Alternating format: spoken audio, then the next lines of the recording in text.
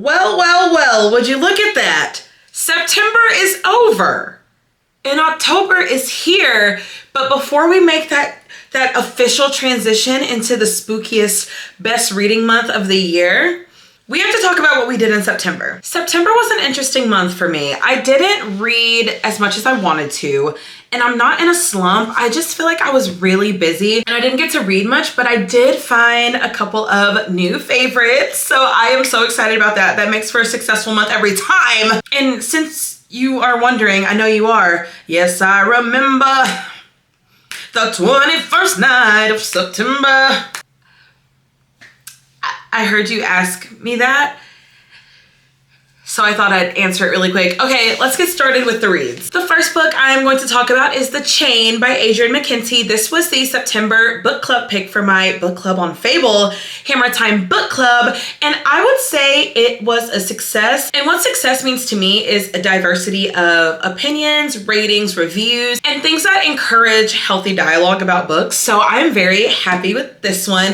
If you're wondering what our October pick is gonna be, you can always join below, or nice try, you're gonna have to wait till I do my October TBD video. If you don't know what TBD stands for, that stands for to be determined, because we don't do TBRs over here. That's too much pressure and it's never gonna get done. So we're setting ourselves up for success. Anyway, The Chain. I rated this a 4.5 and we are following Rachel, whose daughter Kylie has been kidnapped. Lo and behold, there is a kidnapping ring called The Chain. And the way The Chain works, okay, hear me out, listen. Okay, get your notepads and paper out because you're in for a doozy. This runs deep. Okay, hold on, let me put the book down. Okay, because it's time to get serious. Where are my glasses? I don't own glasses. Okay, The Chain is run by an anonymous entity that is extremely connected around the world. Parents are tasked with kidnapping other people's kids so that their kidnapped kid can get released. So let's do this from Rachel's perspective, okay? So Rachel's daughter Kylie gets kidnapped. Rachel then has to kidnap another child, okay? So that the people that kidnap, okay, you know what? Just to explain it, because I'm already confusing myself, I'm just going to read the back of the book and you can just read it, okay? Read the book. You just drop your child off at the bus stop. A panicked stranger calls your phone. Your child has been kidnapped. The stranger then explains that their child has also been kidnapped by a completely different stranger. You following? The only way to get your child back is to kidnap another child. And most important, the stranger explains, if you don't kidnap a child, or if the next parent don't kidnap a child, your child will be murdered. You are now a part of the chain.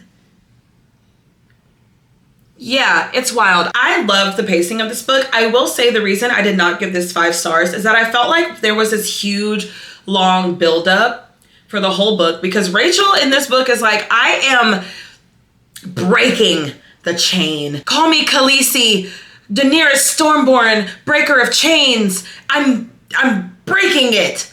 So she's like, I'm gonna get to the bottom of who's behind this. And there's a bunch of buildup, a lot of suspense leading up to this ending. And I feel like the ending was a little bit rushed for how built up the book was. And that's my only gripe about it. I do wish there was something missing from the ending. I can't tell you who, what, when, where, how, or why, but it was something. I did love this book. I also read and loved The Island by this author, so I was excited to dip back into his work, and I was not disappointed. Next, I have the very first Stephen King book I have ever read. It is Misery. I also watched the movie with the iconic Kathy Bates. I have a vlog on my channel if you're interested in knowing some more detailed thoughts, immediate reactions, and that kind of thing. But this was a 5-star, my first ever Stephen King book.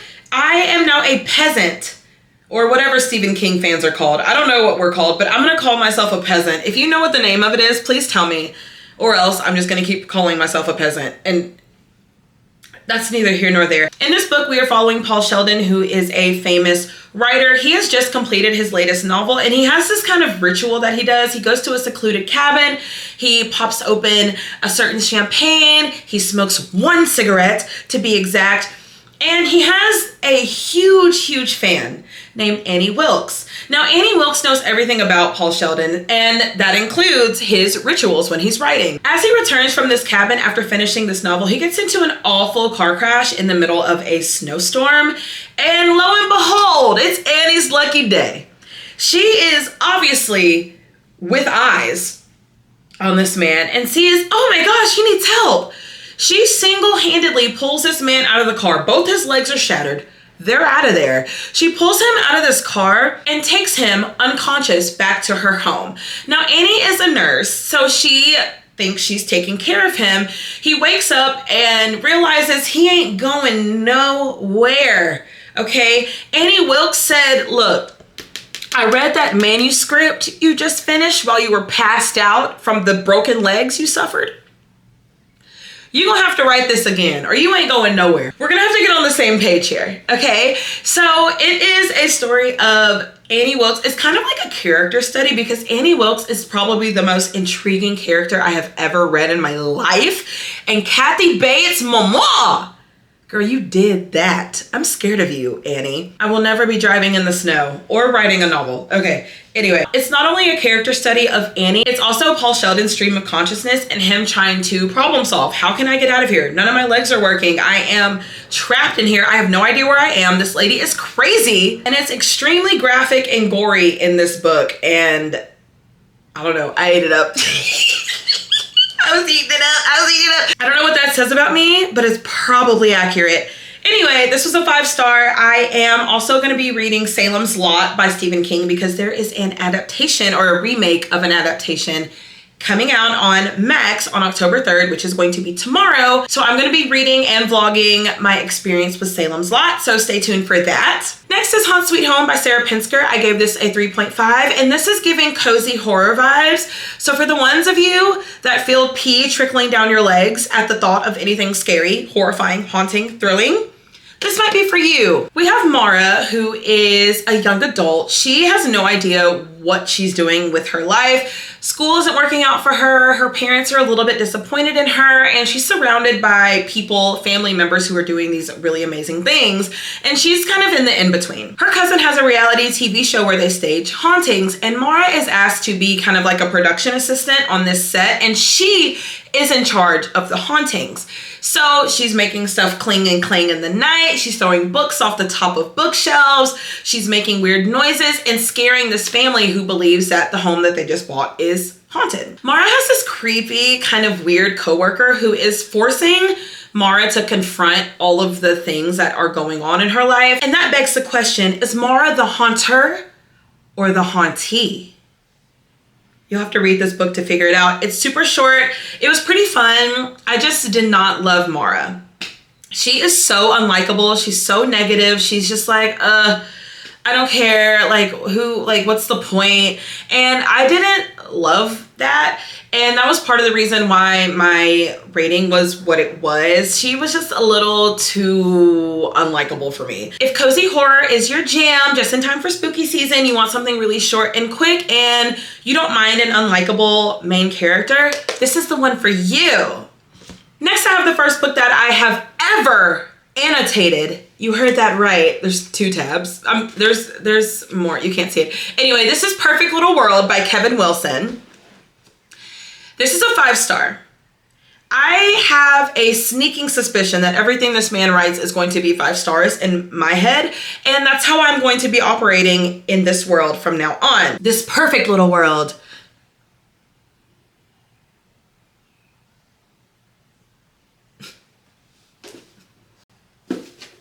Get it? It's like, because the title of the book is perfect. Anyway, we have Izzy, who is a teen mother, and she has no one around her to help raise this child. She doesn't know what she's doing. The father of her child is unable to be in this child's life, and you do find out why, but his family does want the child taken care of, so they introduce her to this initiative called the Infinite Family Project. And the Infinite Family Project is run by Dr. Preston Grind. He has this idea about the effects of children being raised collectively. So he gets 10 families. There are 9 families who are a husband and a wife. They all have just 1 kid. So there are 10 families. 10 kids, and they are all taking on the responsibilities of parenthood. They kind of do experience, not anything medicinal or too experimenty. They're just kind of putting them in situations and determining, recording how each kid individually handles said situation. And it's super interesting. It takes a village to an entire new level. These people are all living in the same like housing complex. And it begs the question, like, is this a cult? Is it not? Or is this just a really interesting project about family or familial relationships and the effects it has on kids? Like, what is this? The outside world does not know, but these 10 people really feel like they have something amazing going on. Although extremely weird and unsettling, if you will.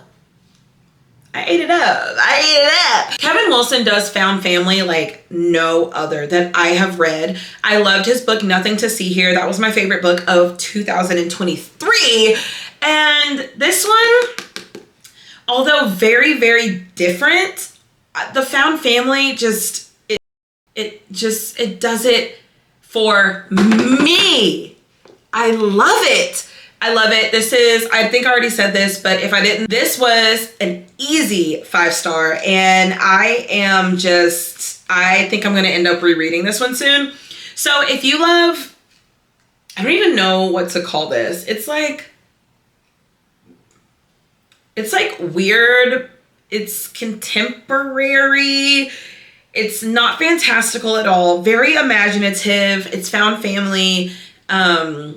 Kind of coming of age, but I think the found family aspect is the point that I would sell when pitching this book to somebody.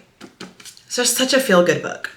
This is actually the last book that I started and completed in September. The book I'm going to talk about after this, I started in September and I'm counting it in this video, and TBD on if I count it in my October wrap-up. If you peep that, don't say anything, just let me live. Anyway, The House Across the Lake by Riley Sager.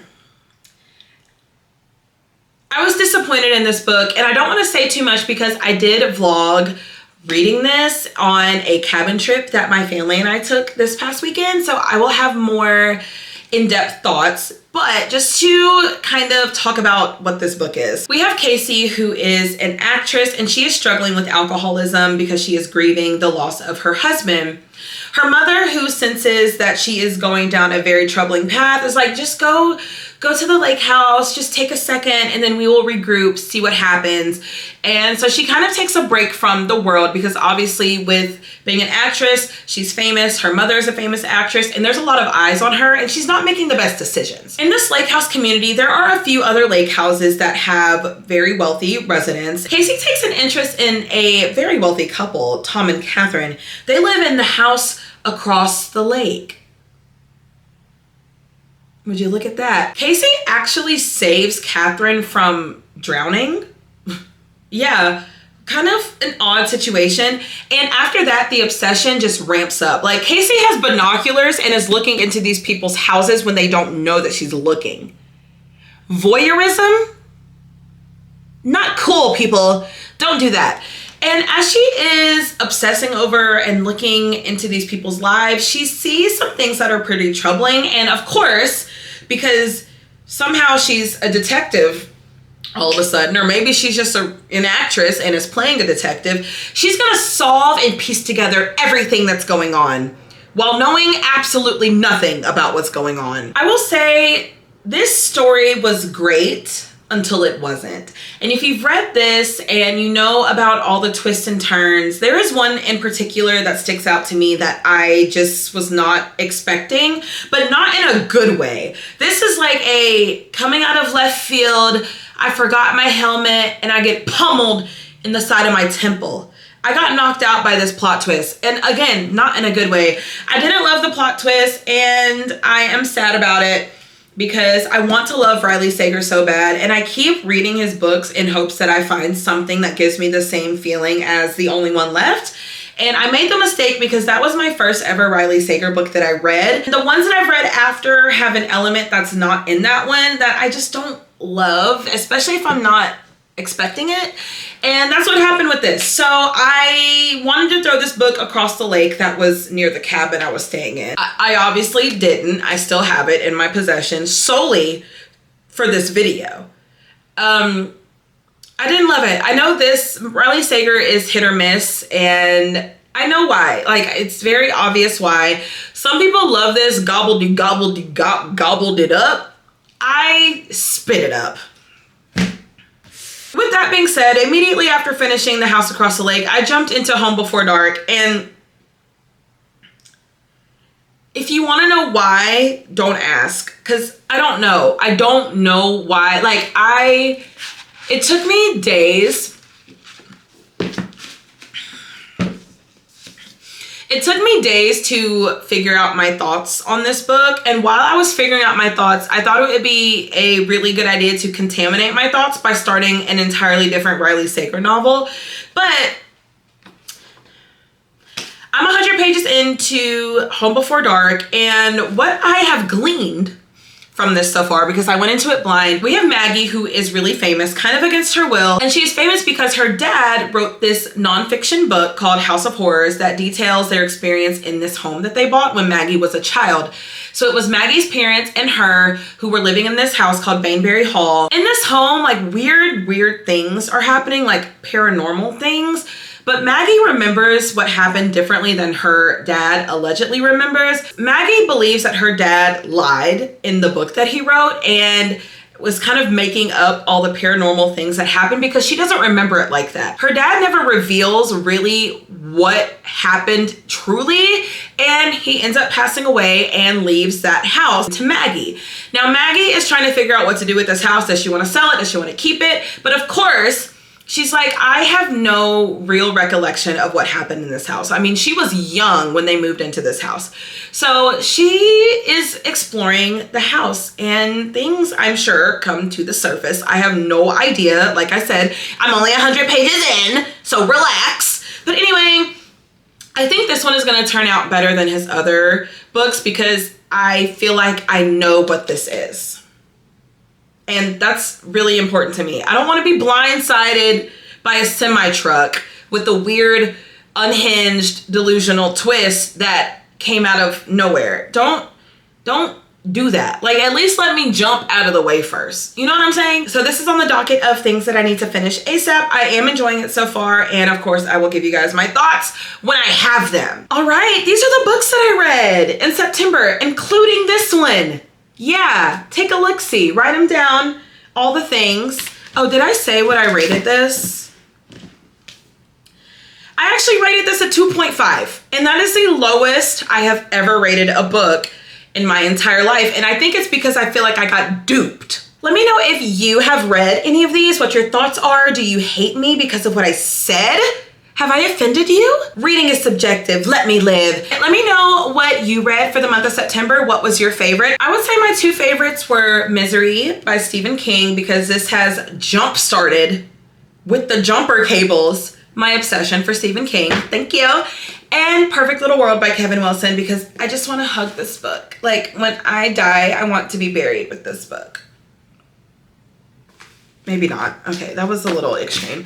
Anyway, so those were my favorites. What were your favorites for the month of September? Let me know in the comments. Let me know what you plan on reading for October. I will have that video coming soon so we can all be on the same page. Maybe we'll be reading some things together, which would be fun.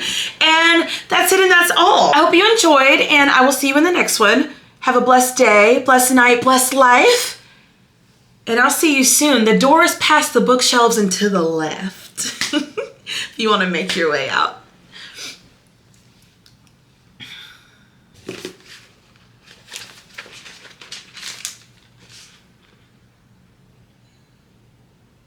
Oh, why are you still here? Oh, you're still, okay. I guess I'll leave. Let me turn this camera off. Bye.